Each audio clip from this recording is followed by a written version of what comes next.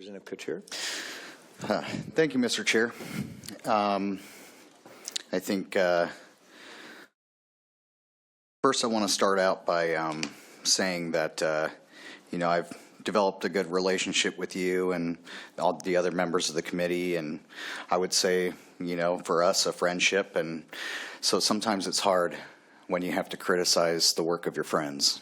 But what you do with your friends is you tell the truth. And that's what I owe you. And I want to start off with some good things, because despite the fact that I'm going to vote no on this budget, and I don't like most of what it does, and I think it's destructive, I do want to acknowledge and appreciate some of the good things that I found in here that has been done. As you know, I put out a budget framework before the session started, knowing that I published it so people could take a look at that and hopefully maybe gain some ideas. I was happy to see that one of the ideas present in that budget, or in that budget framework, is present in this budget, and that is shifting some CCA dollars to the Working Families Tax Credit. So thank you for that. Also in that budget framework was more funding for wildfire resiliency. So I do appreciate that as well. That's super important to all of our communities, especially some of mine, as my community was affected by wildfires as well. I appreciate the prioritization of things such as putting more money into Cascade Care to help with premium subsidy assistance. And by doing so, by taking some money out of the Apple Health Expansion Program. I know not everyone would probably like that, but I appreciated those things. And the rough part of this is that I'm sure you can hear the frustration of many of the members of my caucus. We don't get to sit in the room when these decisions are made, and the one chance we get is to see the budget on Sunday, hear it on Monday, and figure out all of the amendments to best serve our communities by Tuesday morning at 10 a.m. and get those things in and do the best that we can, given our busy schedules and everything else. We put together, 39 amendments that became 33. And some of them were to try to attempt at saving money. Some of them were budget neutral or very close to it. And some of them did spend significant amounts of money. But one thing that frustrates me, Mr. Chair, that I hear around here is that we don't have any money, that we're broke. We're not broke. We have a $78 billion budget before this, which will now be $80 billion and some change. We've had more money, more revenue into our state than ever before, way more than the growth of inflation, way more. The spending in this state has grown severely over the last 10 years over population and inflation. And it is for that reason, I think, that has caused an enormous affordability problem in our state. Gas, groceries, rent, insurance, healthcare, childcare, energy, you name it. We are in the top 10, if not number one in some of these categories, as the most unaffordable place to live in the nation. And my constituents are looking to other states, and that breaks my heart. They've built their forever homes here. They've built their lives here. Their kids went to school here. They went to school here. And now they feel like they have to flee our state so that they can survive living here. And when I look at this budget, I don't really see,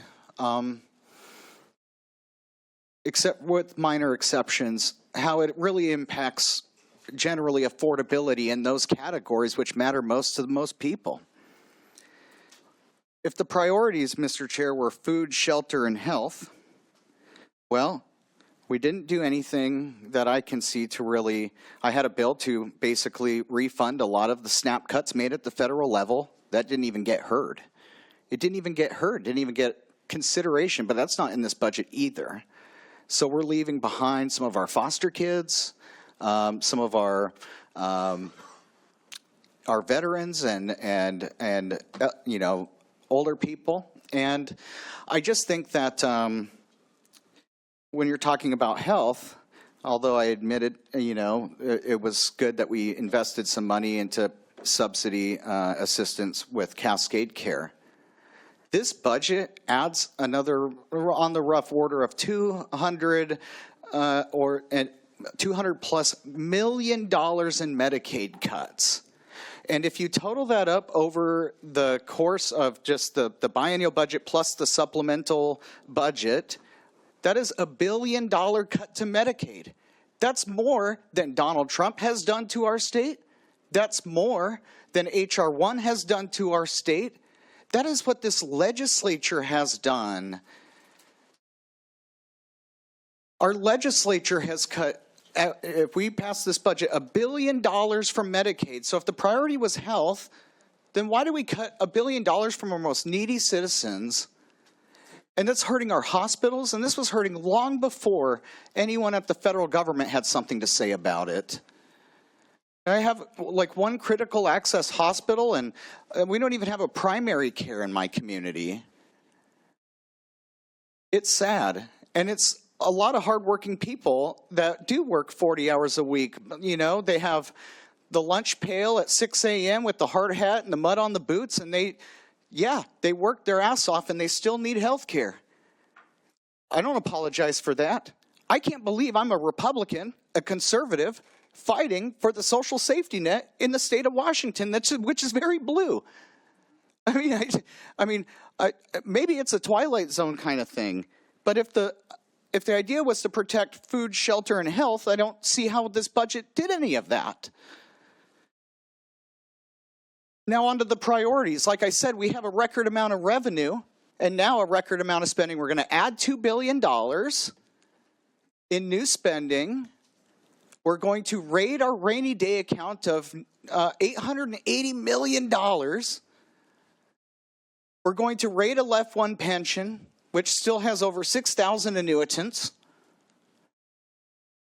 which has never been done, by the way, is totally legally untested. No state has ever done a termination restatement like that.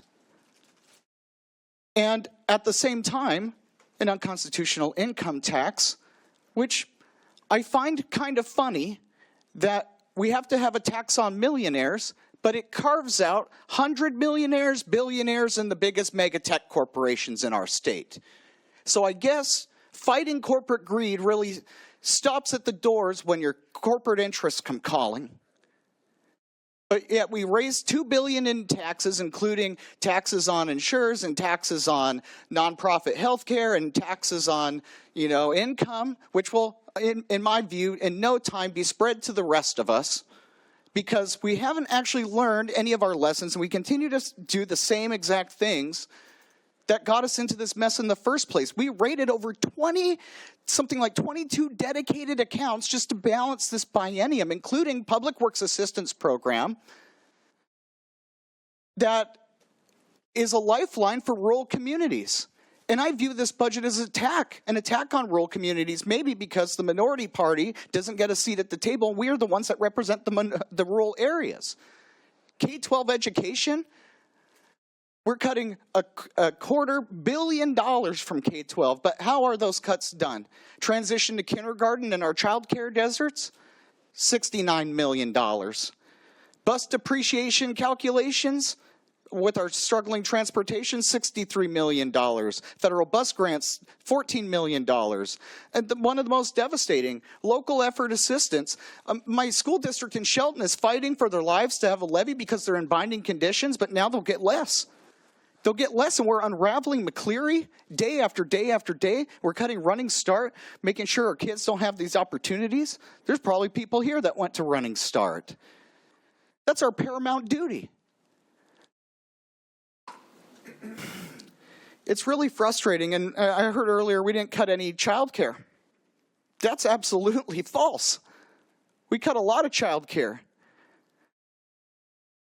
Tons and tons of child care, and I just don't see us fixing anything either. And so we spend $80 billion. We don't solve any problems, except for we create more taxes and we keep spending more. We rate a pension, we rate our savings, which, by the way, will make us the lowest reserves, if not the second lowest reserves in the entire country.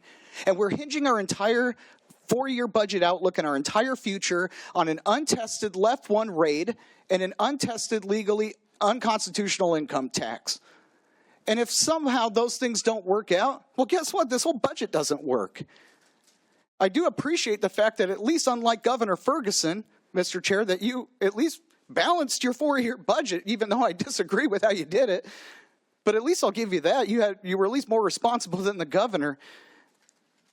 And at the end of the day, we cut Working Connections childcare, but where do we cut it? And rate enhancements. We cut it from rural districts and in childcare deserts. And so, Mr. Chair, I've always maintained that if I was able to sit in the room with you, that or members of my party were able to sit in there, at least we could work together on these things. And I might not see a budget that I could vote yes on, but it would have been a better budget because we would have worked together on it. And my constituents feel like they're not heard in Olympia, not because of me or my caucus. They just feel like they're not heard because of the majority does not care about them. And that's what this budget seems to represent to me. I mean, just think about low-income energy assistance. We have a CCA that has raised your energy rates, 10 times over, and then we're going to give a pittance back in low-income energy assistance. It's like I'm going to steal $1 from you and give you a nickel back, and then you're going to like it until the pain stops.